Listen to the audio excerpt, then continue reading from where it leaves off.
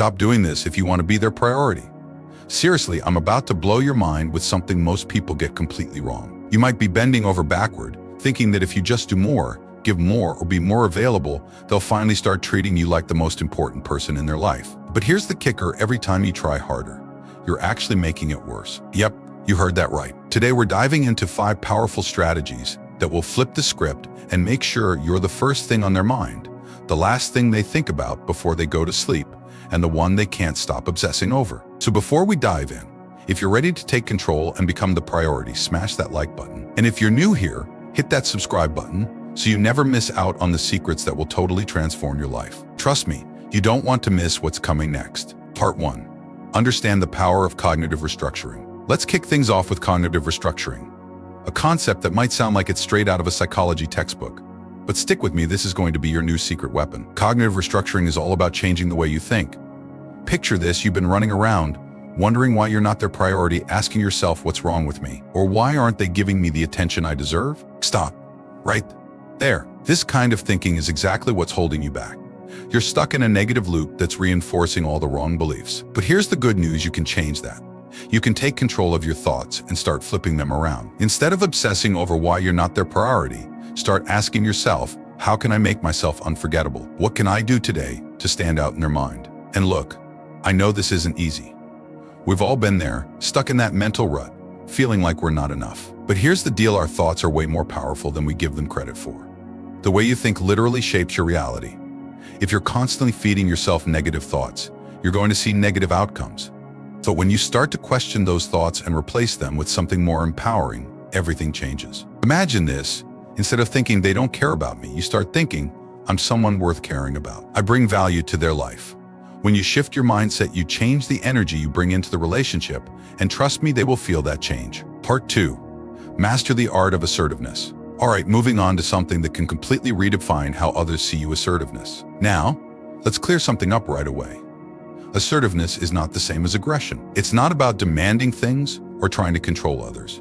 It's about being clear, confident, and respectful both to yourself and to others. I think about it like this: if you don't respect your own time and boundaries, why should they? Assertiveness is about setting those boundaries and making your needs known without feeling guilty or afraid of how they'll react. Picture this scenario: you've been texting this person, trying to make plans, but they keep blowing you off or canceling last minute. Instead of just going along with it and hoping they'll eventually prioritize you, you say something like, hey, I've noticed that we've had to reschedule a few times. I really value our time together, so let's find a time that works for both of us and stick to it. You see what you did there? You didn't accuse them or make them feel bad, but you also didn't let them off the hook. You made it clear that your time is valuable, and if they want to be in your life, they need to respect that. And let me tell you, this kind of confidence is magnetic. People are drawn to those who know their worth and aren't afraid to stand up for it. When you start setting boundaries like this, you're not just being assertive, you're teaching them how to treat you. You're showing them that you're not someone who will settle for less than you deserve. But here's the thing: assertiveness isn't just about big confrontations or setting ultimatums. It's about the little things too.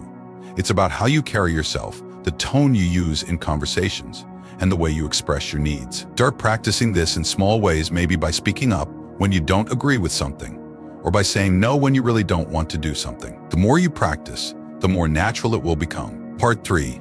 Use controlled exposure to your advantage. Let's talk about controlled exposure. This is where the real magic happens.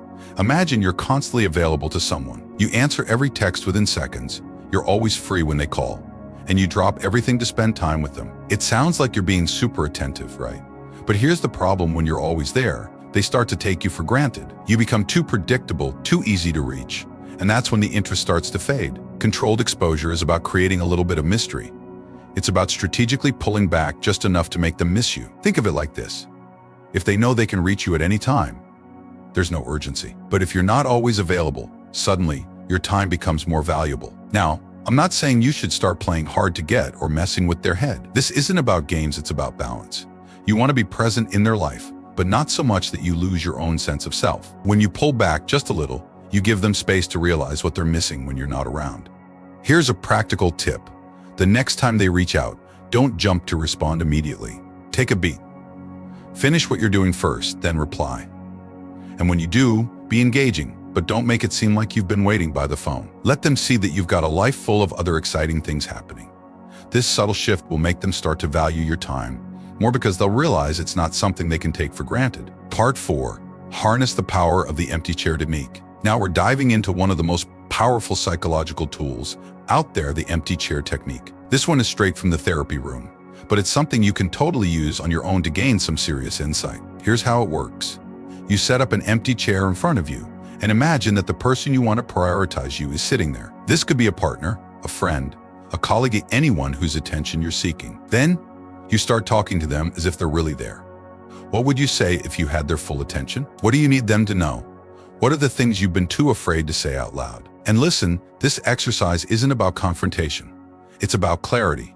It's about getting all those thoughts and feelings out of your head and into the open where you can see them for what they are. You might be surprised at what comes out when you do this. Sometimes, just the act of saying these things out loud can give you a whole new perspective on the situation. For example, you might realize that what you really want isn't just their attention, it's their respect, their admiration, or their love. Or maybe you'll see that the reason you're not their priority has more to do with their issues than yours. Either way, this exercise helps you get clear on what you truly need and how you can communicate that more effectively. But here's the real kicker: once you've done this exercise, you'll find it much easier to have those tough conversations in real life. You've already practiced what you want to say, so when the time comes, you'll feel more confident and prepared. Part 5. Externalize the problem. Stop making it about you. Finally, let's talk about one of the most liberating strategies you can use: externalization. This is all about getting out of your own head and separating the problem from your identity. Here's what I mean. Let's say you've been feeling like you're not good enough because this person isn't making you a priority. You start to internalize that, thinking maybe I'm just not interesting enough, or maybe I'm doing something wrong. But that's where you're making a big mistake. Externalization is about recognizing that the problem isn't necessarily about you, it's about the situation. It's about looking at the circumstances and asking, what's really going on here? Is this truly about me, or is it about something else entirely? Let me give you an example. Imagine you're dating someone who's been distant lately. Your first instinct might be to blame yourself, thinking, I must be doing something to push them away. But what if instead you asked yourself, what's going on in their life right now? Is there something they're dealing with that has nothing to do with me? By externalizing the issue, you take a step back and look at it from a different angle. This not only helps you stop taking things so personally, but it also gives you a clearer view of what's actually happening. And here's another tip. Try to visualize the problem as something outside of yourself, like an object you can observe. Imagine it sitting on a table in front of you. What does it look like? How does it make you feel? By doing this, you create a mental distance between yourself and the problem, making it easier to tackle without getting overwhelmed by emotions. This shift in perspective can be incredibly freeing. It allows you to see that you're not defined by this issue and that you have the power to change the situation. You're no longer just reacting, you're taking control. The power of small wins. Before we wrap things up, I want to leave you with one last strategy that ties everything together: the power of small wins. It's easy to get caught up in trying to make big changes all at once, but real transformation happens through small, consistent steps. Every time you challenge a negative thought, every time you assert yourself, every time you create a little bit of distance, you're building momentum. These small wins add up over time. And before you know it, you've completely changed the way you're perceived and the way you see yourself. Then think of it like this. If you were building a house, you wouldn't expect it to be done overnight, right? You'd lay one brick at a time, and eventually you'd have something solid, something that lasts. The same goes for becoming a priority in someone's life.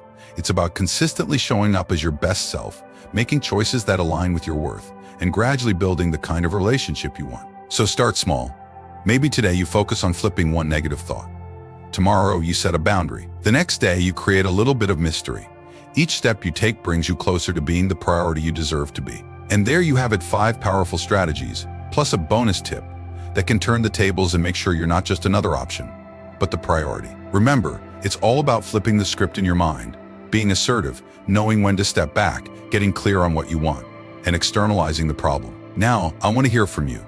Drop a comment below and tell me which strategy you're going to start using today. And if you've got any other tips on being a priority in someone's life, share them with the community. Don't forget to hit that like button if this video gave you some new insights, and of course, subscribe for more content like this. You don't want to miss what's coming next.